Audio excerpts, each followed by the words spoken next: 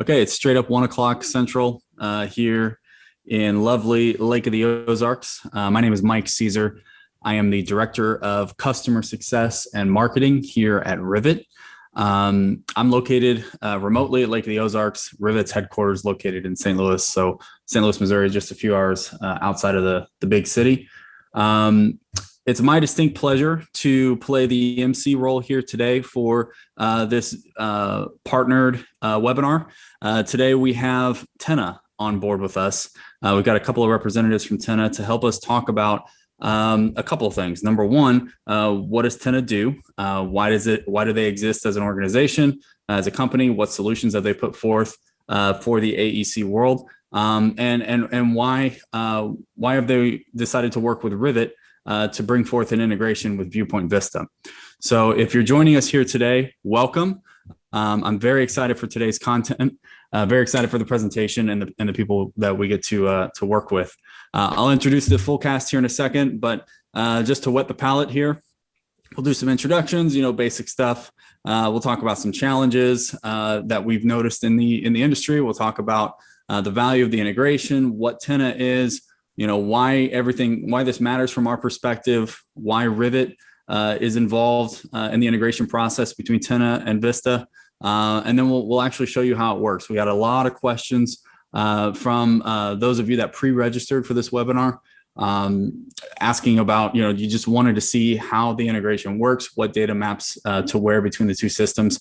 And for that, we have a full cast of experts. So without further ado, I'll just kind of run through this very briefly. Jose Cueva, co-founder at Tenna.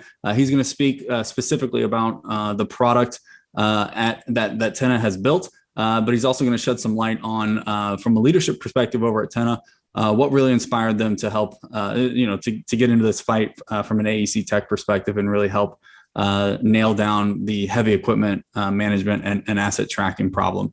Russ Young is the VP of Growth at Tenna. So he leads a team over at Tenna that ultimately you guys would interact with if the information here is useful to you, inspire some more questions, and you want to learn more about Tenna's offerings. Russ and his team are going to be here to help handle those conversations after this content.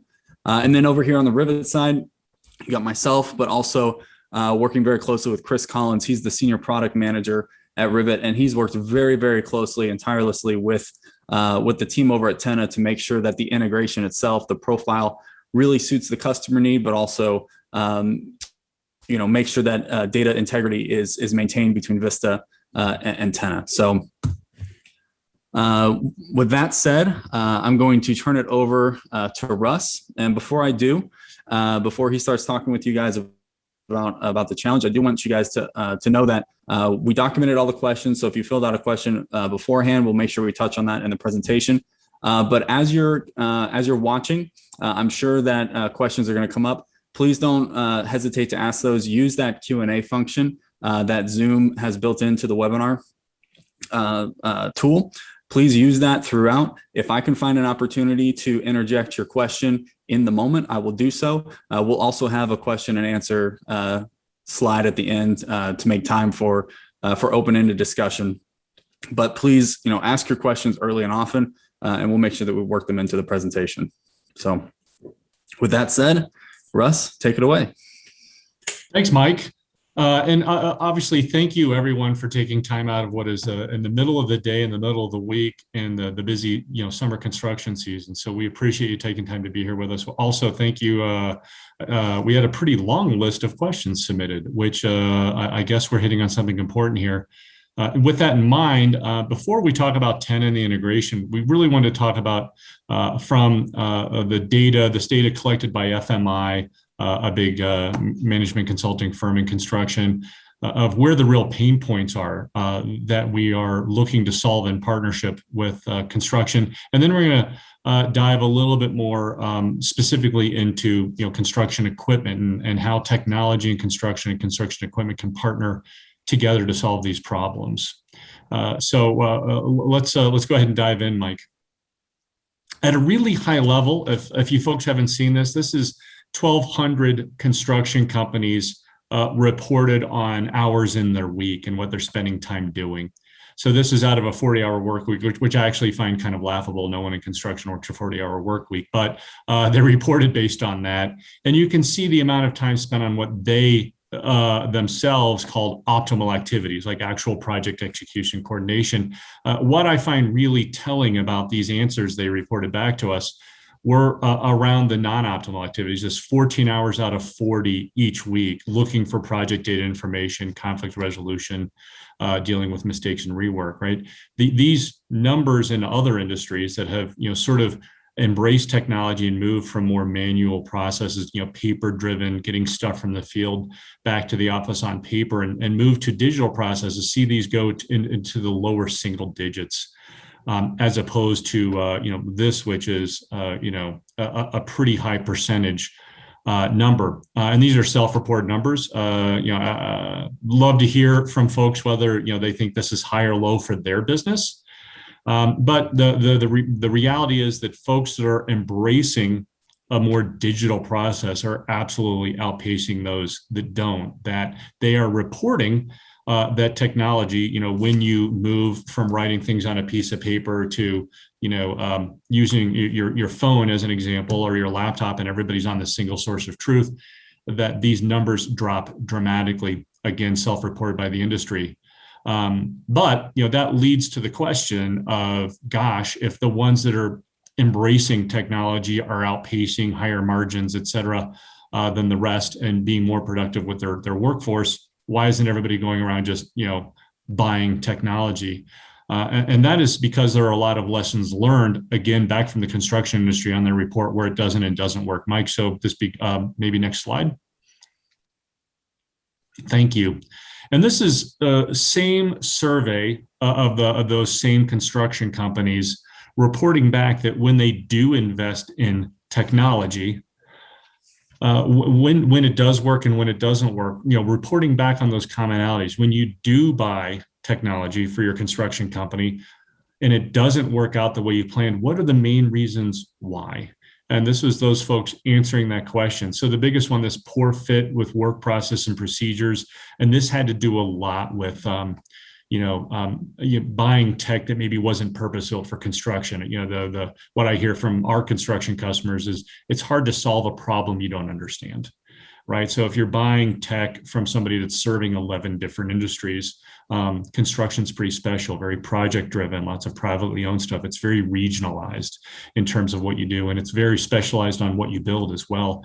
Low adoption, that second one, is a lot of folks buy tech and they don't have a plan for, okay, now I've signed and I get to this spot that I want to be, where I'm fully utilizing this technology, but because maybe they have too many point solutions, or a number of reasons, they don't get to that spot where everybody's actually utilizing the tech.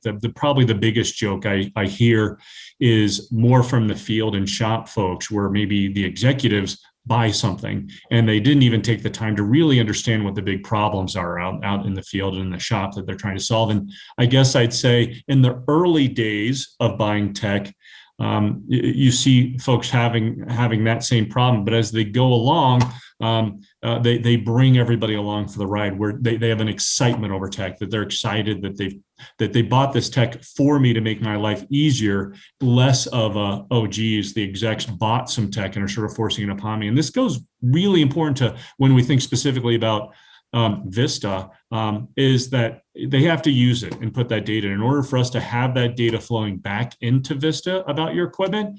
People have to be utilizing the system. They have to love it, and they have to adopt it. Integrations, obviously, that's number 3.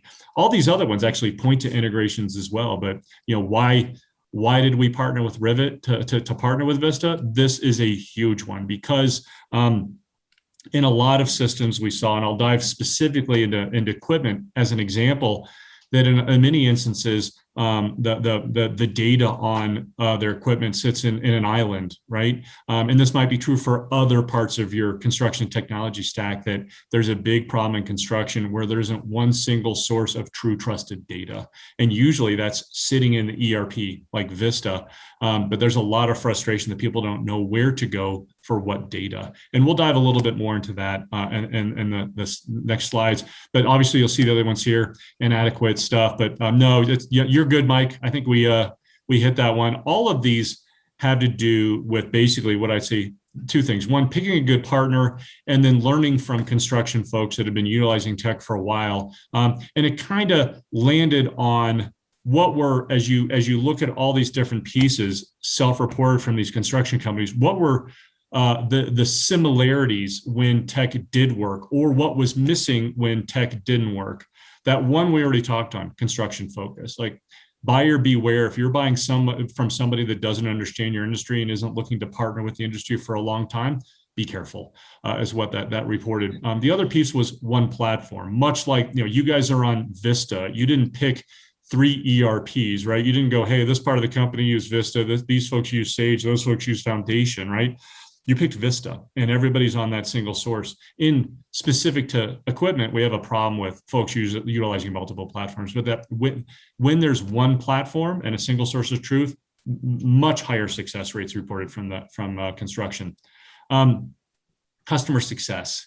This one's a little bit harder to stick a pin on, but over and over again, there was a failure reported from construction that they signed up for something, but they did not have a plan for how they're going to get to full utilization. So pick a partner that is going to be there with you to train, to install, to make sure that data is flowing and that the field knows what they're doing, the shop knows what they're doing, and obviously the office and accounting and all of them know what's happening here, and they're all literally on the same page or the same screen, right? And partnering with someone that takes customer success very seriously and isn't just like, here's our product, good luck with it. That was a huge differentiator in success in construction and construction technology. And that leads to the fourth one, which is really a summation of those other 3, and that they've invested also in integrating. So not only is all this on one platform, but it's integrating, and that data is wherever you want it. If those data exists in islands where it's maybe hard for, say, the Vista user to even get the numbers on equipment or labor or whatever that is, if that lives in a silo and isn't flowing into the ERP, massive failure rates. Specifically there's other integration stuff we could talk about, but that's a big point to make, particularly for the audience of everybody that's talking today. So if you are most of these things you will probably already get. If you're a Vista user, I'm assuming if you joined our unless you just like joining webinars in the middle of the week, but Vista is a lot of those things, right? It's construction focused. It is one platform. And we are all working very hard usually to kind of make that ERP the single source of truth, so that integration. And of course, we care deeply about that customer success, someone that truly is going to take our hand and be with us for years while we utilize this and make sure that we get full utilization and get there.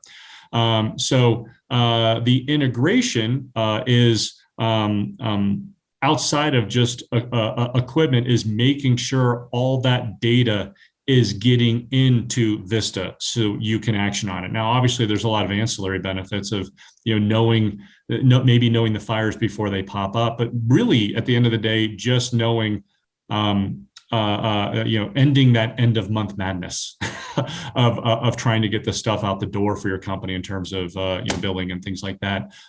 That's really where there's a massive solve here with having all that in. So Vista plus Tenna right here. I think I skipped ahead. Thanks for moving the slide, Mike, because I think I just started talking about this one.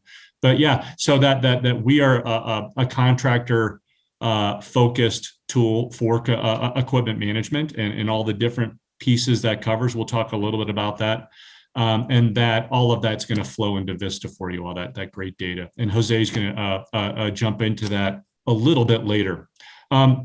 So let's talk a little bit about what is Tenna. Jose is going to give you some flavor a little bit, but I'd like to start with the problem we solve, or the problems we solve. And at the end of the day, we are revolutionizing equipment fleet operations. Until recently, there's been a lot of point solutions, much like if you go back 20 years ago, people had to stitch together something to do a full ERP accounting platform.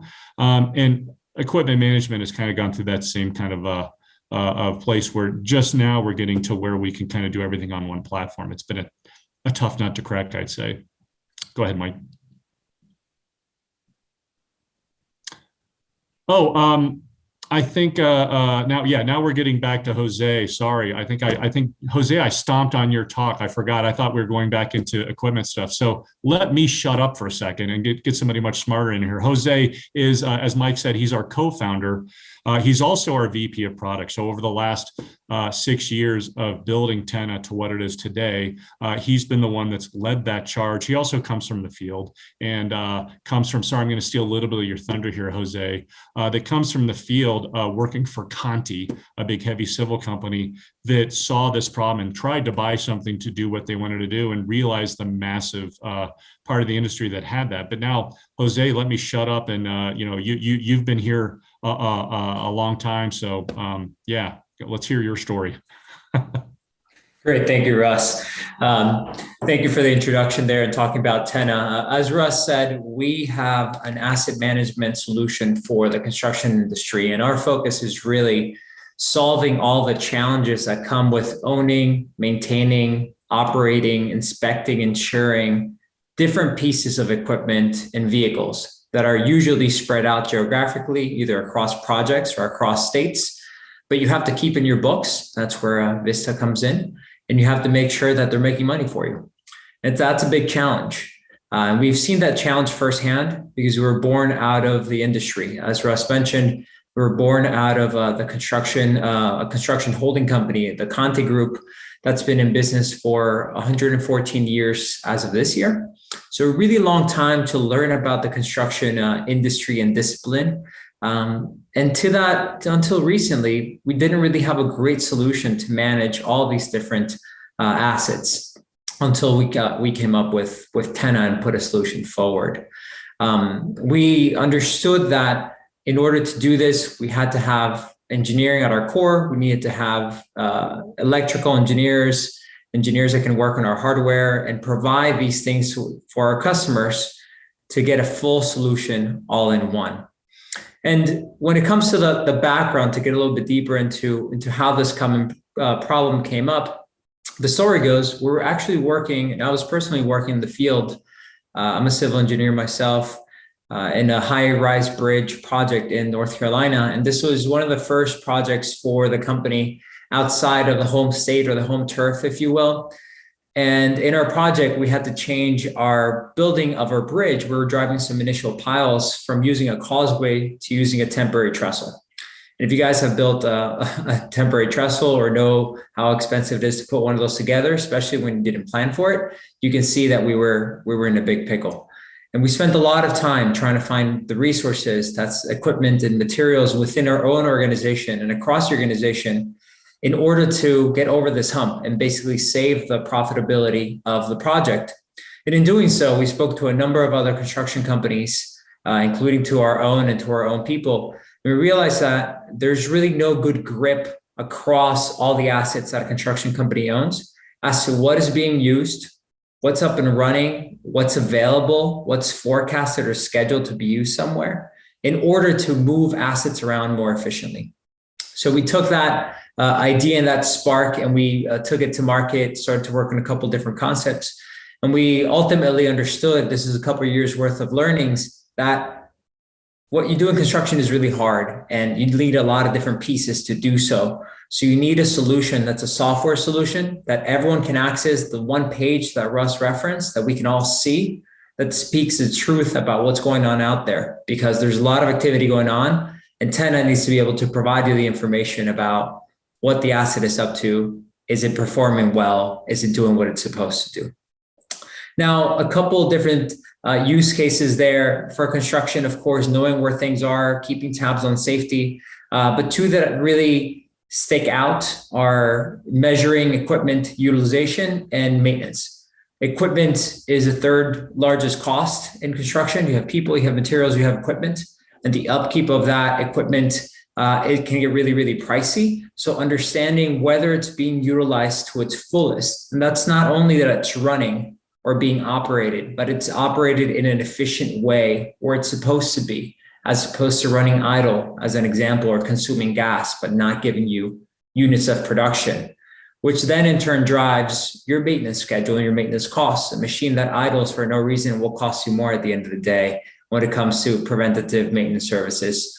So we decided to focus on these two things, and I'll turn it over to Russ here in a second, because these were the two big problems that were big cost centers for construction companies that we see an opportunity with Tenna, especially folks that have integrations with the ERPs, to turn those problems into insights with our solutions and actually be able to save money or even generate more money at different jobs with these machines. So with that, Russ, I'll transfer it over to you.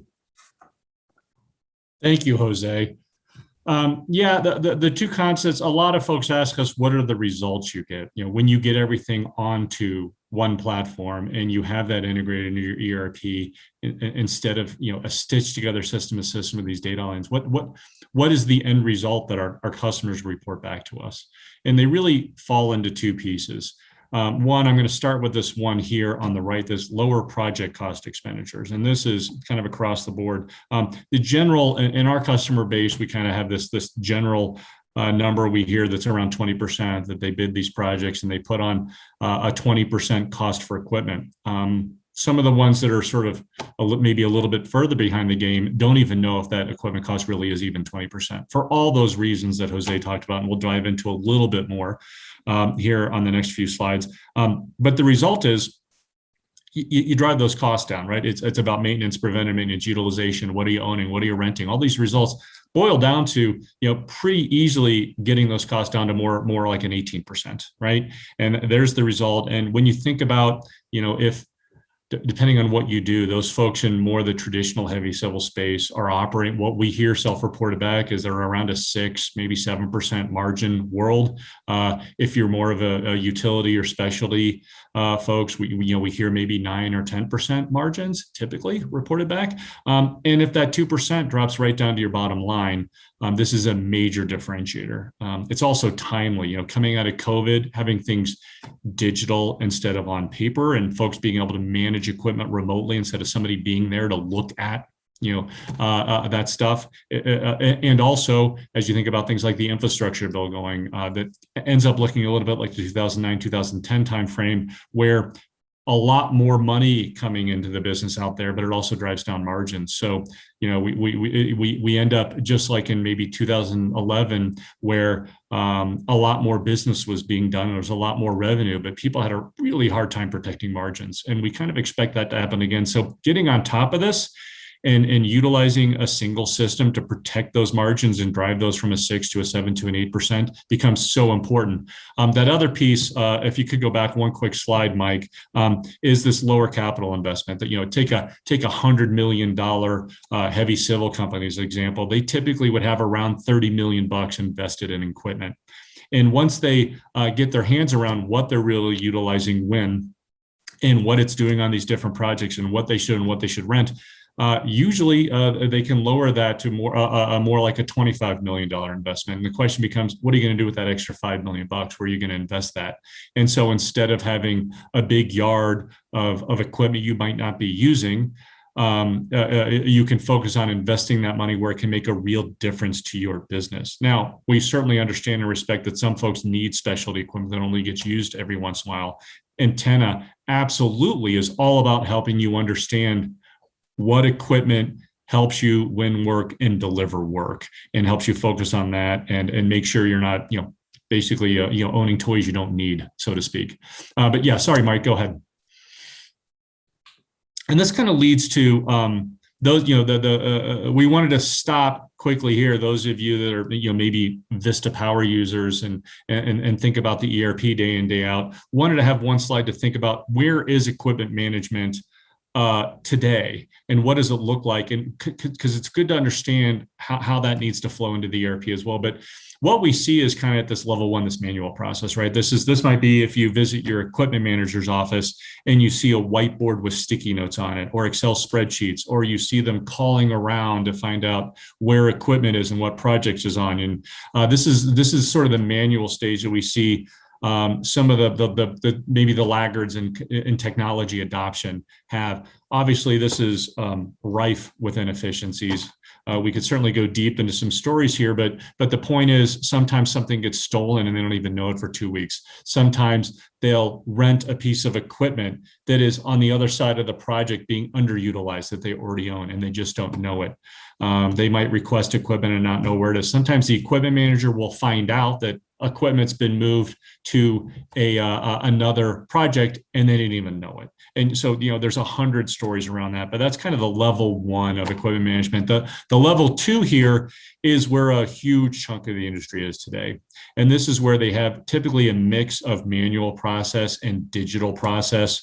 They have multi-platform and it lacks integration. So what does that mean? There's really sort of a 3-dimensionality to the complexity this drives. So one is, maybe you have a multitude of systems. You've got maybe you've got a system for your heavy equipment that's out, working in the mud, for your Caterpillar stuff, for your John Deere stuff, your Komatsu stuff, and then you've got your road stuff, your low boys, your F-150s, your stuff that's moving the equipment around. All that stuff sometimes is on a different system. And then you look at your tools.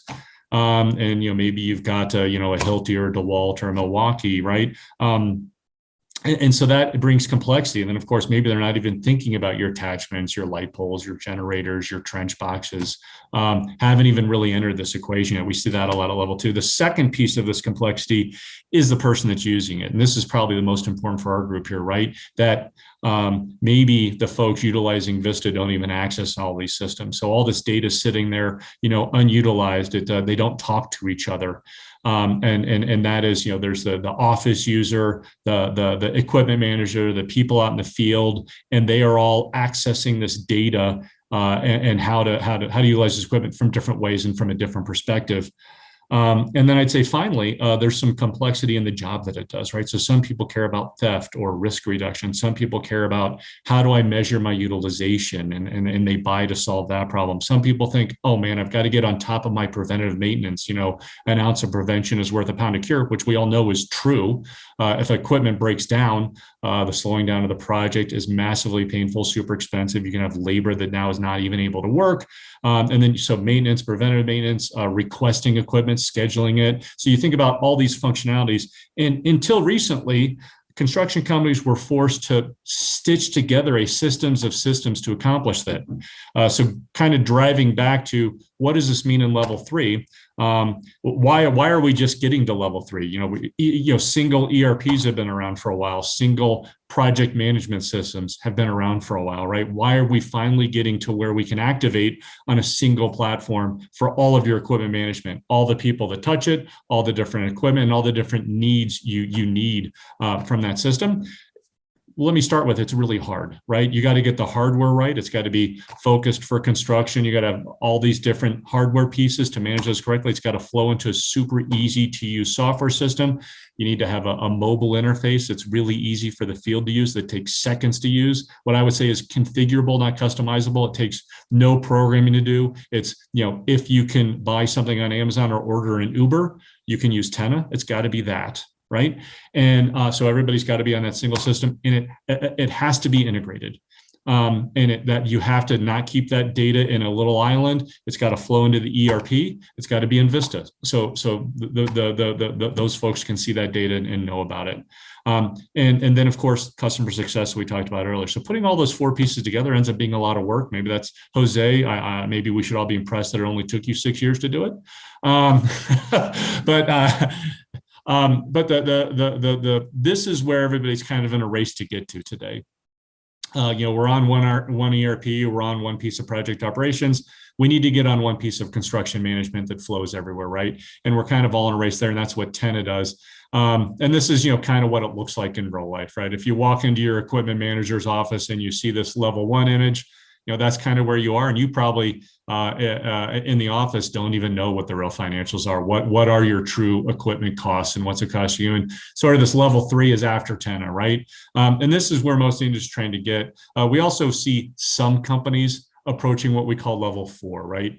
This is a little bit science fiction-y today. Like this is when you're using autonomous self-driving trucks or autonomous bulldozers. Maybe you're using robotics, assistive devices, drones, things like that. There's not a lot of that today, but it's one of those things where you also can't skip levels, right? You can't build the roof before you build the frame. You can't build the frame before you build the foundation. You can't really skip levels. You kind of got to get to level 3 before you get to level 4, and then maybe have that stuff feed into business intelligence like a Power BI as well. And I think level 4 is really some years away, but level 3 is where we kind of see those millions of dollars saved.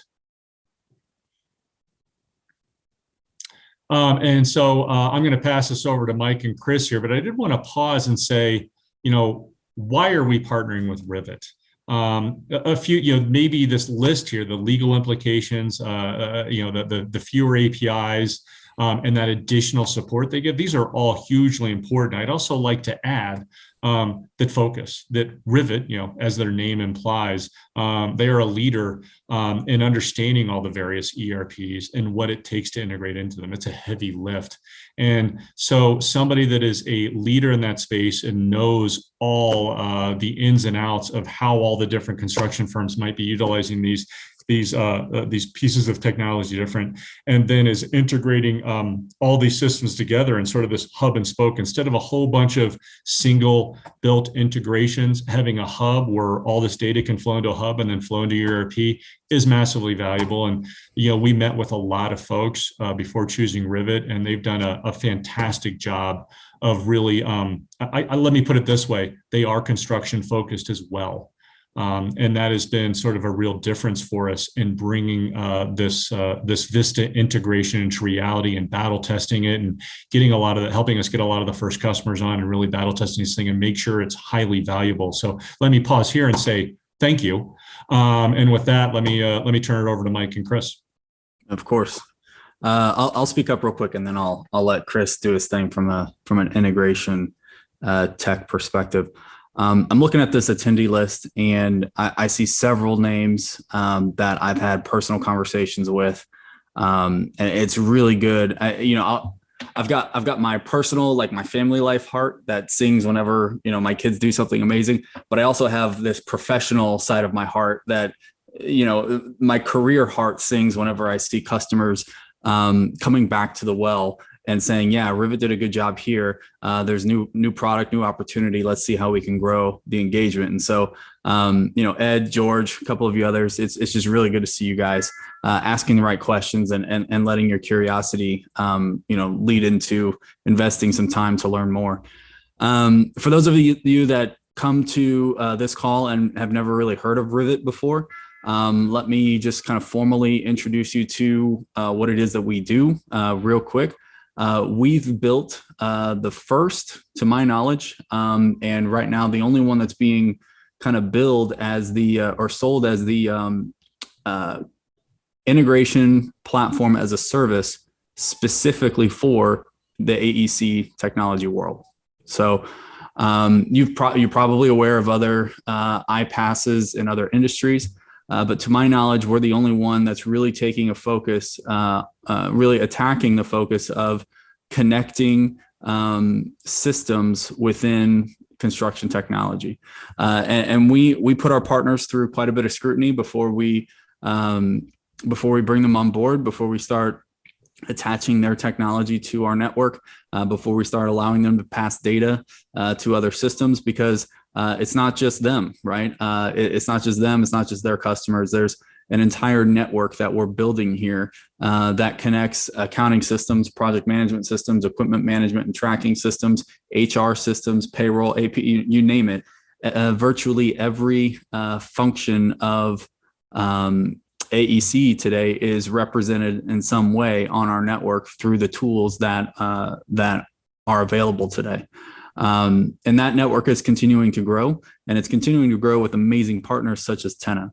Tenna has proven to be one of the most interesting and innovative movers when it comes to heavy asset management, heavy equipment management, and tracking. Really excited to see the way that they go out. They go on site, they implement with real people to make sure that you guys understand the hardware and the software that you guys are buying and investing in. And then they really work to make sure that you guys yield the ROI opportunities that sit in front of you, but just by collecting data that you hadn't collected in the past. So we're excited to have them on board as a partner, and we're excited to see what what kind of integration capabilities not only we have currently, but what the future profile might look like as we bring on more customers and we get more feedback about Tenna and Vista working alongside each other. So without further ado, I'm going to turn it over to Chris Collins. Like I said, he's the senior product leader at Rivet, which essentially means that he helps design this map that you see before you. So he works very, very closely with beta customers and very, very closely with product developers over at our partners, in this case, Tenna, to make sure that we are putting together an integration profile that handles all the key elements that would need to happen between an ERP like Viewpoint Vista and a field tool like Tenna. So Chris, I'll let you introduce the integration, and then we're actually going to walk through some screen shares here, and Chris is going to show you how each element of this integration works. Chris, you might be muted. I was. Thank you. Very good. Thanks, Mike. So the integration, as you can see on the screen here, and I will focus my comments from the Vista perspective, assuming that most of the audience here is more familiar with Vista than they might be with Tenna at this point. So we do keep equipment from Vista and from Tenna synchronized both directions, and I'll explain a little more why that's important. In Vista, you have your equipment locations like your yards and your shops. You also have your jobs. That's where equipment's at. It's either at a location or it's at a job site, right? Those are both represented in Tenna as well, and we make sure that Tenna has all those sites. And then out of Tenna, right, they track all these locations. They track all your meters. We get that data back into Vista. So I'll go through each one of these in more detail, but that is the scope of the integration at the high level. All right, so as I touched, equipment will flow in both directions. So this provides broad support for your operational practices. If someone can rent a piece of equipment and bring it directly to the job site, they're probably going to be using Tenna as their primary platform. That piece of rented equipment will get entered, and that will come over to Vista so that you can do the proper accounting you need to make money on that equipment. And then the opposite is true as well. If you've acquired a new piece of equipment and it's going through your central office and it's entered into Vista, that piece of equipment will make its way to Tenna to be used on a job. So if you do need some fine-grained support, we do support UD fields to perhaps filter your jobs. By default, we send all active and down equipment. But the takeaway here is your equipment's going to be fully represented in both tools. There's no dual entry here, if you will. My takeaway, Chris, is that you gave yourself a chief financial officer title in the test. I did not, but one of Tenna's very funny people did. I don't want you anywhere near our books. No, you do not. I do have a question that was asked in the registration form that I'm going to insert here and ask Jose to kind of shed some light on. So in the screen grab here on the right, and for those of you, I assume you guys all tell, but the screen grab on the left represents Vista. The screen grab on the right represents Tenna. That Tenna QR large aluminum tag. If you could talk a little bit, Jose, about the hardware, because we had a couple questions just about the nuts and bolts, the how do you guys gather this data? And to this point, I don't think we've really talked too much about the hardware that gets deployed. If you want to give us a quick, 30-second synopsis of what that hardware is, what's unique about it, how do you guys get it deployed, that kind of thing. Yeah, absolutely. Happy to talk about the Tenna hardware. So we have a suite of hardware products. So these are trackers that match the value and the use of your assets, meaning we have trackers that are good for tools. We have trackers that are great on cranes, and they're different. They use different technologies. Some of these are a little bit more automated than others. So you have things like cellular devices or GPS trackers that can tell you where things are and what they're doing without any one of your employees having to report that back. But then you also have a QR tag like the one that you see on the screen that is meant for a person to scan, maybe somebody like a field engineer or maybe your field mechanic to scan in order to report something that went wrong, or maybe update the hour meters or make a correction or add a note about a preventative maintenance service. So in short, we have trackers that run the full gamut. We can pretty much match any type of asset that you have. We also have additional integrations with some OEMs that can allow us to tap into some of their data. But what we provide is really full coverage across your mixed fleet. And you can do that after the integration, as we see in the screen, has kicked off that piece of equipment, say from Vista into Tenna. You'd be able to choose which type of tracker works best and do that installation or ask us to perform that service. Can I jump in just so we didn't include a slide that goes deep into this, but Jose mentioned we've got the cellular trackers that go on a lot of heavy equipment. Your stuff on the road, we've got the typical trackers you see on that as well. We also have video telematics available, and you can tons of things you can do with this, but a lot of folks use it to lower risk on hard braking, hard accelerating, and then you have the video telematics will actually record events.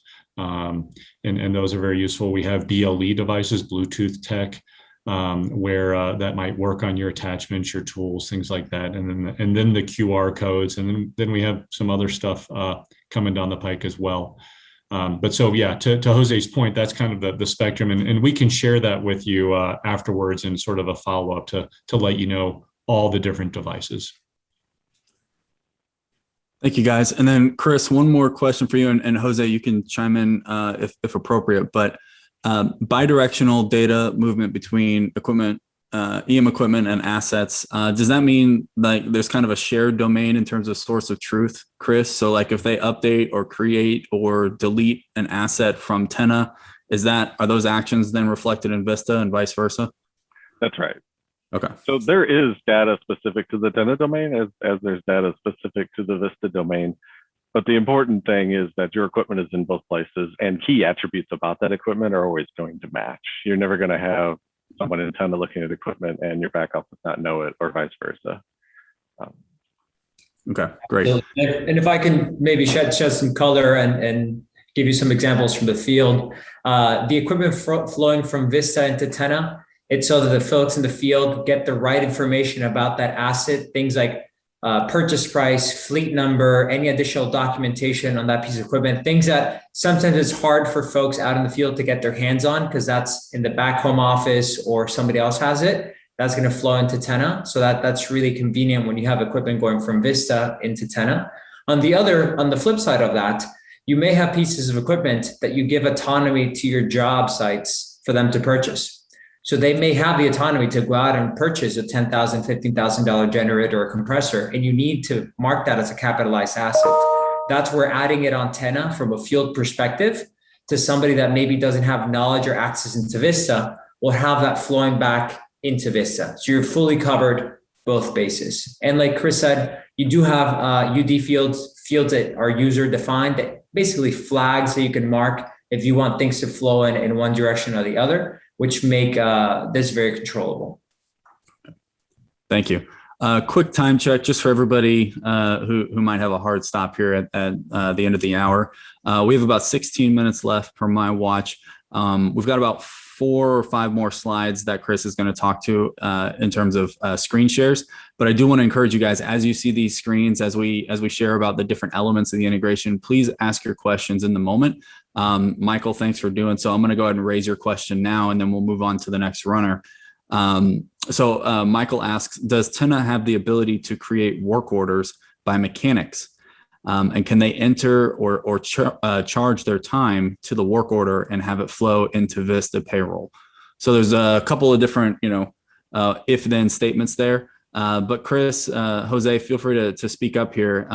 Basically talking about, if I scan a piece of equipment and can I create a work order against, somehow in the Tenna interface and then have that information shared over to Vista and eventually, route its way to payroll for them, the finance team to close that out. Yes, absolutely. I'd be happy to answer that question briefly. And Chris, if you want to add other points, please go ahead. Yes, Tenna offers a full maintenance module. Within that maintenance module, we do have the ability to create work orders. So you can assign work orders to your mechanics for different items or that have to be fixed or corrected for assets. We do capture costs on those work orders for those assets. So you can actually see how much money you've spent on that piece of equipment, as an example, in the year.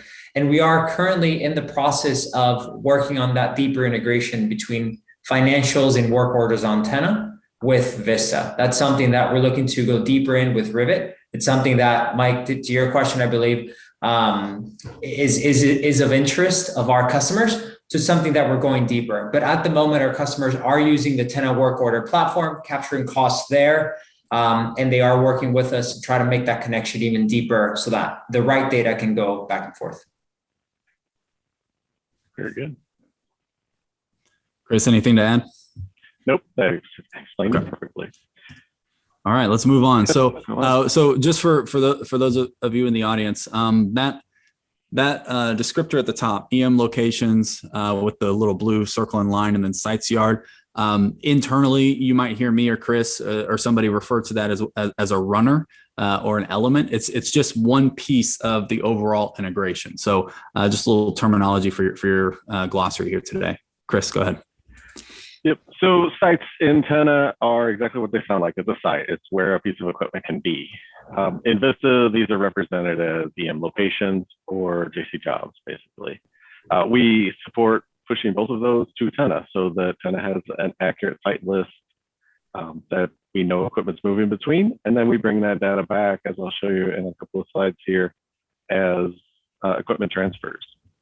So, if you have any of your EM locations, we do support some custom fields here or some UD fields in Vista where you can choose to send some or not.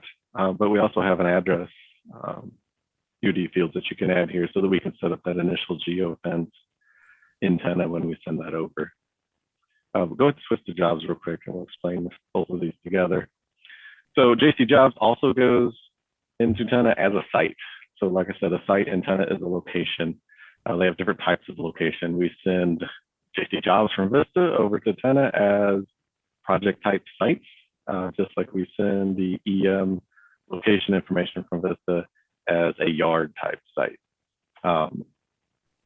They both establish the initial geofence when we send it over, and then that geofence can be fine-tuned within Tenna by your on-site staff.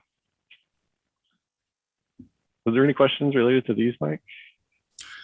Not necessarily, but people are definitely interested in the hardware. So if you have any questions about sites and that element of the integration, please chime up now. But in the meantime, toss this back over to Jose regarding telematics hardware. If they have their own, can they bring their own to your software, or do they have to, does this system require Tenna provided hardware? Yeah, that's a very good question.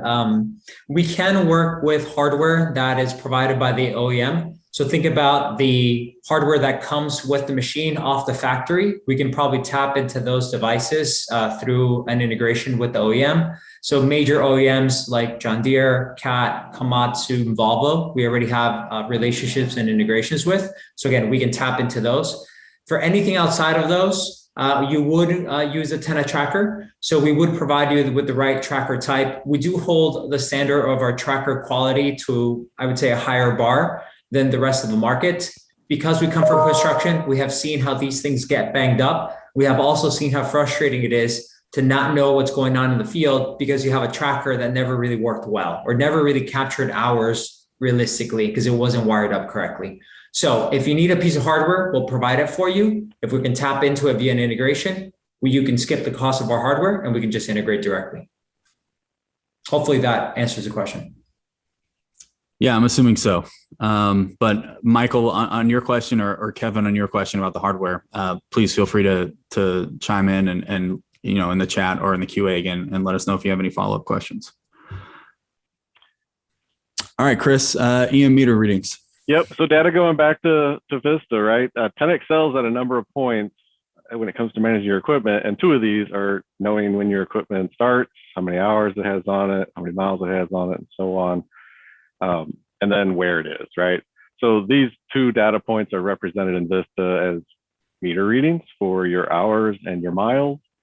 And then as location transfers, which we'll look at on the next slide, for your location moves. Now, when it comes to meter readings, the way the integration works is we, once a day, will grab all of the current meter readings, both hours and miles from Tenna, and make any changes necessary in Vista. So if that equipment hasn't moved, we're not going to post a record for that.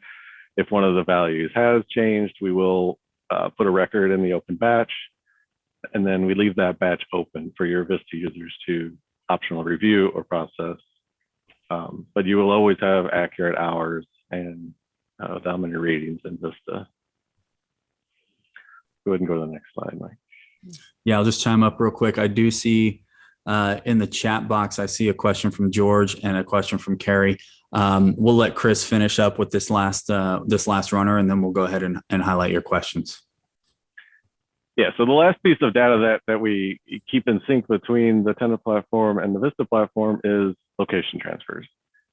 Very important component in Vista if you want to know where your equipment's at, especially if you're using that to build job sites. You will have accurate near real-time notification when that equipment enters that job site and leaves that job site, enters your yard, leaves your yard. All of those location movements from Tenna are reflected in Vista. So you will have a very accurate history in Vista and a very timely history in Vista of where your equipment has been.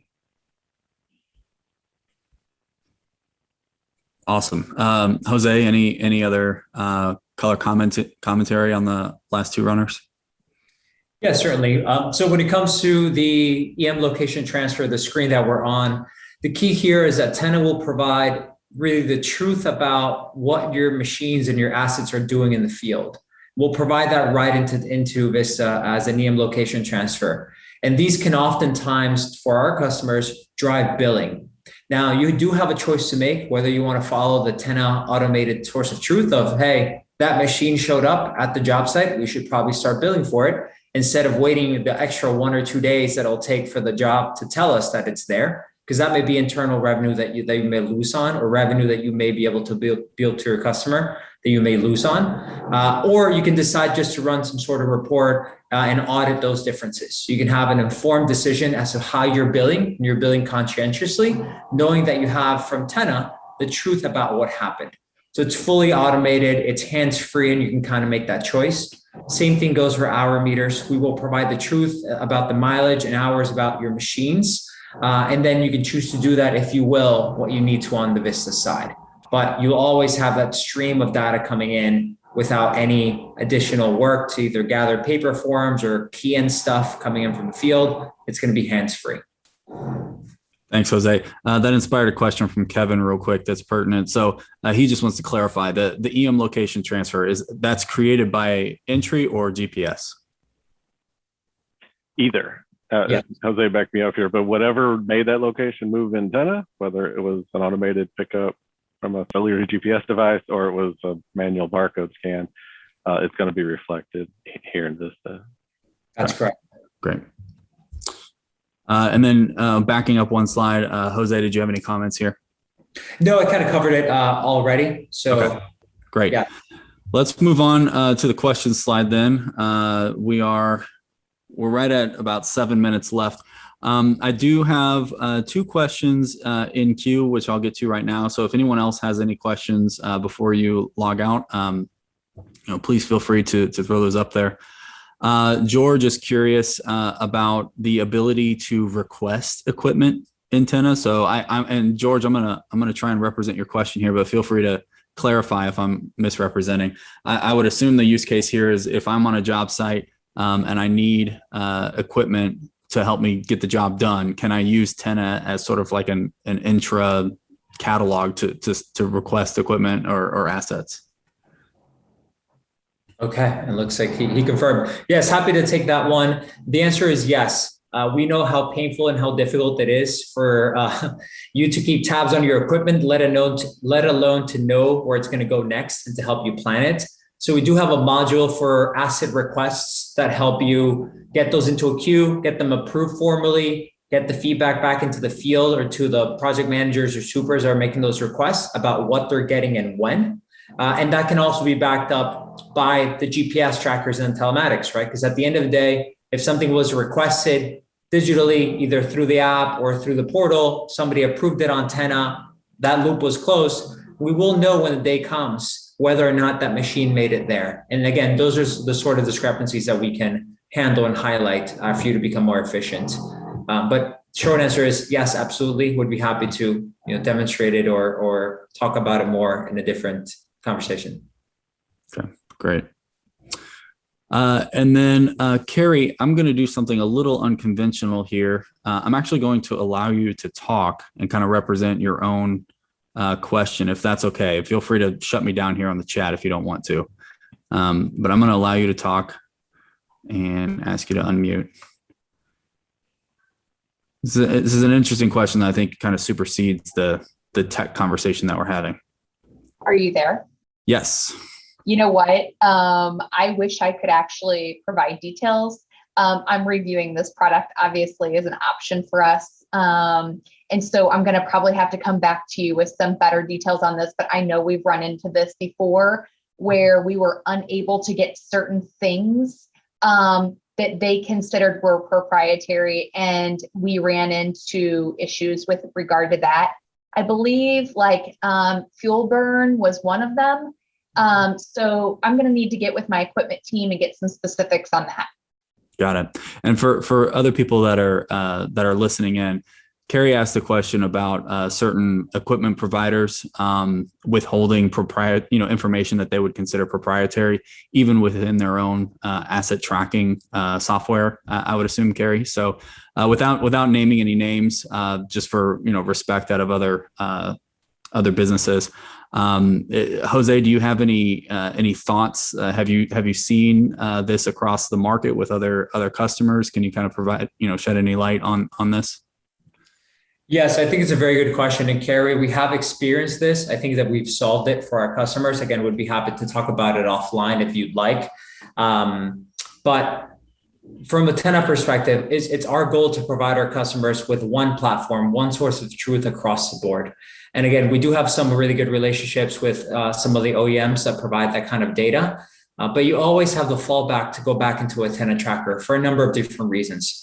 There's a couple of things when it comes to OEMs accounts that vary based, say, on the make of the machine or the model or the year or the level of subscription, or maybe the relationship that you have with your local dealer or maybe with your national account. These are a lot of things that are outside of our control and often outside of the control of our customers. But we can look into it. We'll be a partner with you and try to figure it out. And if we can't get what you want to get through us because it's blocked, for example, you can always fall back to the option of a Tenna piece of hardware. And that's what all of our customers have done and have succeeded with. Awesome. We're can I two things to maybe add there quickly, Mike. One is at a very high level, history tends to repeat itself. And if you look at automotive world, it's kind of ahead of construction equipment world. It used to be that Ford, BMW, Mercedes, and the like would build their own tech for their equipment, right? Their own in-dash tech. Hey, if I want to utilize the mapping service or whatever, I have to learn how BMW's works or Honda's, right? And that was kind of the first phase. And we kind of saw that in construction where the Caterpillars, Komatsu's, Case, everybody started building their own tech to manage their specific equipment, right? And then now, and then whether you own it and various stuff you own or whether you're renting it, same kind of things. So I rented, I'm in Denver right now. We're at the Advancing Construction Analytics Conference in Denver. And when I got in my rental car, I had a Ford, but I didn't have to learn Ford's tech. I just plugged my phone in, right? That's kind of where Tenna's playing, right? It's and history is repeating itself where you need one unified platform that everybody uses, and no matter what it is, it all flows in. And I guess from a little more technical, that was a little bit high level, but that anybody that's building out to that AEMP standard, which is kind of where the world's going, where just like we're all using the same plug these days, anybody that's building out that AEMP standard, we're going to be able to grab that data. That's at a very high level. And then if I could, since I think we're getting close to wrapping, Mike, you probably have something you want to say here too, Mike, but I did want to say, there were a lot of very specific questions, which is awesome. Lots more questions about the hardware than we anticipated. Shame on us. But you wanted to ask about, the specific questions about Reserve It, the AMP standard. And I'm like, Mark, I'm gonna call on you. Mark is sitting here with me. He's also at the Advancing Construction Analytics Conference here in Denver. And here's Mark. And if you want to, not only, he's, I'm going to steal your thunder. I apologize, Mark, that if you do want to learn more about Tenna or see a demo, Mark and his team are happy to do that. We're also very happy to learn about what you need from the integration and where we're taking this thing in the future. Hear what your current state is at your company and where you're looking to get to. We're very eager to have those conversations and those specific, maintenance, preventative maintenance, Reserve It, the hardware. Happy to take you through all those specific questions one-on-one. And Mark's the guy. Thank you, Russ. I mean, Russ said it all in a nutshell. I've been at Tenna for 4 years in a variety of different roles, from customer success to business development. So I'd love to hear about some of the challenges and the questions you have right now, and be able to provide that introduction to one of our regional construction solution specialists to learn more and provide that next level of the conversation. So looking forward to talking with you and getting a chance to continue the conversation. Thank you, gentlemen. And yeah, from the Rivet perspective, for those of you curious, do I work with Rivet? Do I work with Tenna? This integration is offered as an upgrade or a bolt-on, if you will, to an existing Tenna subscription. So if you're not currently a Tenna customer, if you're looking into making that decision, highly encourage you to take these guys up on their offer. I'm sure they'd be happy to DoorDash a coffee or something to you. And I'm throwing your guys' sales funny money budget under the bus there. DoorDash a coffee, have a good conversation around equipment management, see what these guys can offer for you. And then get your accounting team on board and show them all the amazing ways that this is going to integrate and keep data clean and in sync between the field and the home office. That's essentially what Rivet is all about. And Tenna has been a great extension of that mission by delivering some amazing solutions for equipment management. So that said, thank you all so much. We are at 2:01, so I apologize for keeping you a minute late. Thank you so much for spending some time with us, and we'll see you on the other side.